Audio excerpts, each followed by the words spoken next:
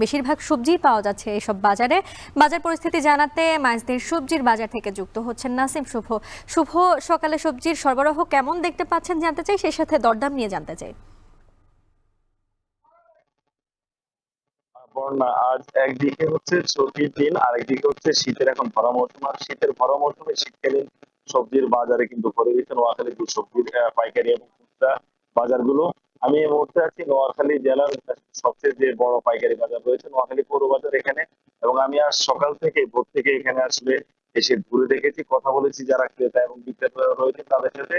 ক্রেতাদের সাথে আমি কথা বলে জানতে পেরেছি শীতের এই ভরা মৌসুমে বাজারে সব ধরনের সবজি কিন্তু এভারেজ 20 থেকে 30 টাকা কেজি দরে বিক্রি হচ্ছে। আমি যদি বলতে যাই সিম যেগুলো কেজি প্রতি 25 থেকে 30 টাকায় বিক্রি হচ্ছে। মূলা বিক্রি হচ্ছে ক্ষেত্র বিশেষে আকার ভেদে সেটি 15 থেকে 20 টাকা। এছাড়া যে ফুলকপি রয়েছে সেগুলো 20 থেকে 30 টাকায় বিক্রি হচ্ছে। এছাড়া অন্যান্য যে সবজিগুলো রয়েছে সবগুলোই কিন্তু কেজি প্রতি 30, সর্বোচ্চ সেটি 40 টাকা কেজি দরে বিক্রি হচ্ছে। এদিকে একদিকে কম দামে সবজি কিনতে পেরে ক্রেতা সাধারণ যারা রয়েছেন তারা কিন্তু অনেকটা স্বাচ্ছন্দ্যভাবে তাদের পছন্দের চাহিদা অনুযায়ী ঘরের জন্য তারা সবজি কিনতে পারছেন।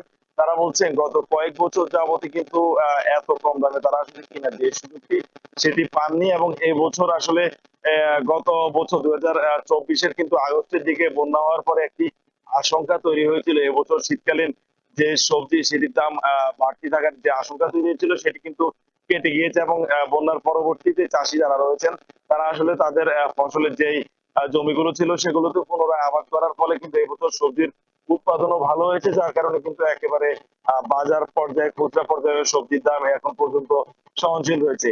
এদিকে যারা বিক্রেতা রয়েছেন আমরা কথা বলেছি তাদের সাথে, তারা জানিয়েছে গত 2 মাস আগেও কিন্তু সবজির দাম অনেক বাড়তি ছিল, যার কারণে ক্রেতা যারা রয়েছেন তারা চাইলেও তাদের মন মতো সবজি কিনতে পারছেন না।